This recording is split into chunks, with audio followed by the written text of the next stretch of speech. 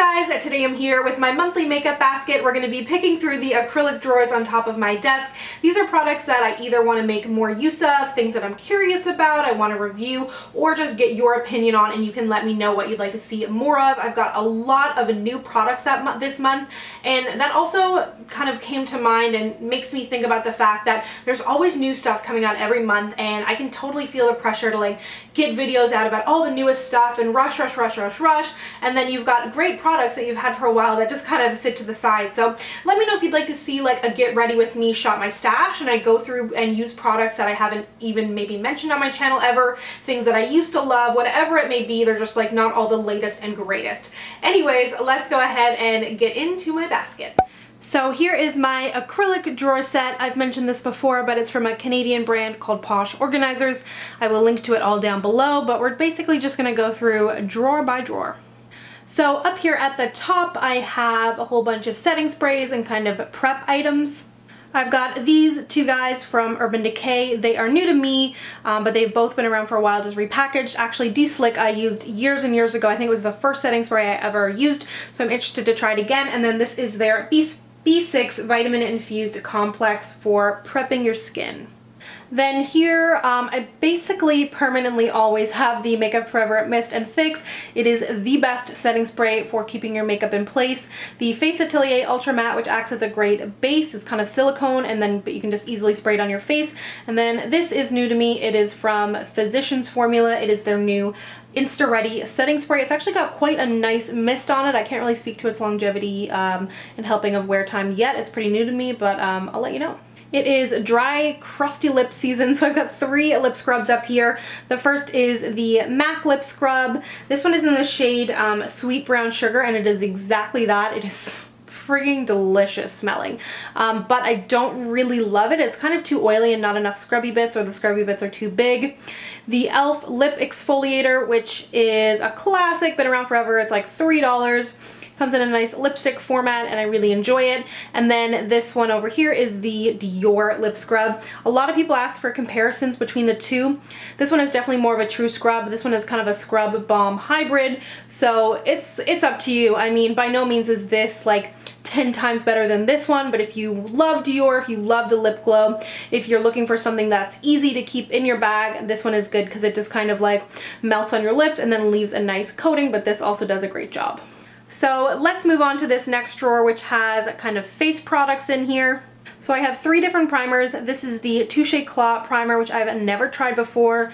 Even if it doesn't work, it's stunning, but I'll let you know. The new D-Select primer from Urban Decay. This is so mattifying. If your skin is not in crazy oily condition, do not even try this. I still am undecided on how much I like it, but it literally leaves like a white cast on your skin, so it's definitely really matte. And then this is the Touche Eclat Blur Perfector, which is supposed to be like a base, but also you can use it over makeup. I've never had good experiences with products that are supposed to do that, so I'll probably just use it more so under makeup, but I've got to test it. I haven't even touched it yet. In contrast to some of those more high-end products, the 3 concealers I have in here this month are drugstore. This one is new from Physicians Formula. I've only tried it on my hand, but holy is it full coverage. Then I have the Maybelline Fit Me. I don't think I love this as much as the rest of the world does, but it's almost empty, so I want to use it up. And then I have the Covergirl Outlast All Day Concealer. Sometimes I love it, sometimes I hate it. I'm so undecided, so I thought I would put it in the basket and try it some more. For foundations this month, I have the Maybelline Dream Cushion. I absolutely still love this. So easy and so lightweight on the skin. It has great wear time.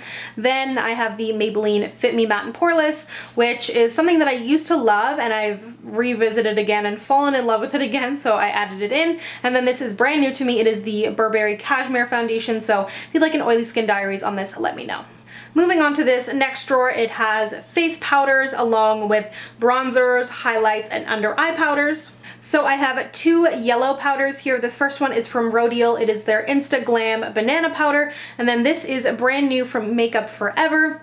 They actually came out with 3 different shades. So there's an orange, or kind of like a peachy, a yellow, and then a translucent. This one is in the shade number 2. It's the yellow, as you can see, and it is their Microfinishing powder. I have 2 powders here to set my face. The first is the Maybelline Matte and Poreless finishing powder in the shade 330 Toffee, and then the matte finishing powder from Covergirl in their Outlast All Day line. Believe it or not, in the shade medium deep. I've mentioned this before, but it's definitely pretty translucent. I can't speak to if you have very deep skin if it will work for you, but it does work for me and it really does help to mattify. I have two bronzers here. The first is in the shade Golden Glow from Quo, which is a Canadian brand available at Shoppers Drug Mart. I'm hoping this one is going to be a little bit warmer because this one here from NYX, it's their NYX Matte Bronzer in the shade Deep. Definitely more cool toned and great for contouring, but when I want to warm up my skin, I'm going to reach for this one and we'll see how it goes. I have these two highlights. These are both so reflective. This one is Precious Petals from Wet n Wild, which is surprising because I really thought I was going to like Crown of My Canopy better, but I've been reaching for this one more. And then this is new to me from NYX. Look at that. It is their Duo Chromatic highlighter, I guess, illuminating powder, and I still haven't figured out the best way to use this on my face, so that's why I wanted to put it in the basket because it's very, very dense. I've always got to have some gold in here, so this is the Kiko Milano eyeshadow in number 208. Stunning, one of my favorite gold highlights. And then this is new from Makeup Forever. It is one of their Starlit powders. It looks white, but it has a really strong gold reflex in it. I was wearing it for highlight in my past few videos. You can always check the description box to see what I was wearing. But if you have quite fair skin, I really don't think this would work as a highlight, but deep skin, it is stunning. It looks white, but it really, really transforms to gold. Moving on, this is the blush drawer with two contours in here. Wow, that clearance palette is already so dirty. I haven't even used it. Look at all the fingerprints. So I've got two palettes in here. The first is a new from Maybelline. It is one of their master face palettes, and this excites me. This berry shade, a kind of corally shade here, and then a highlight. And then I have this contouring palette from Clarins. I really feel like it's going to be too light for me. The under eye powder might be okay, so I've got to test it out. Moving on, I've been reaching for the MAC Sweet Sweet Fantasy blush from the Mariah Carey collection a ton. I know you probably can't get your hands on it anymore, but if I'm being honest, I truly am using this a lot this month. New from Quo, this is one of their blushes in the shade Classic Pink, and then this is the Rodia Instaglam contour powder, so kind of the counterpart to the banana powder I showed you earlier, and these compacts are so heavy and luxe. They seem really fancy.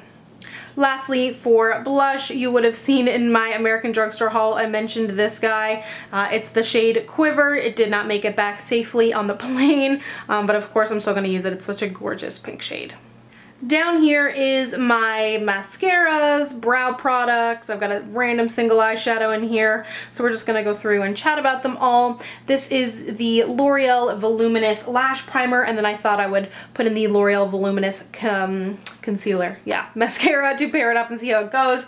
The Annabelle Outlash Mascara. I've really liked all of these Annabelle mascaras that I've tried. And then this is the Lash Renegade from Wet n Wild, also another surprise. From Clarins, I don't know if you've seen this before, but it is like, it looks like a legit pen, but it's got 3 eyeliners in here and a lip liner, like kind of genius, but maybe gimmicky. We'll have to see. I have the CoverGirl brow powder kind of pencil thing in here. I had it in there last month, and I really do like it, so I wanted to add it in again. The Marcel Perfect Brow Gel. These are 2 of the L'Oreal Infallible Paints liquid eyeliners. So I've got the white because I've never really played around with white eyeliner, and then the black to just test it out on the everyday. This is new from Joe Fresh. It is a universal brow pencil. I think it's kind of like a pomade-y wax thing. The new Physicians Formula Matte Eyeshadow Primer. There's a shimmer, but I thought I'd try the matte first. L'Oreal Brow Gel, which I love. This is the new L'Oreal Brow Pomade. MAC Painterly, a classic that I've only just recently got my hands on. And then this is super pretty.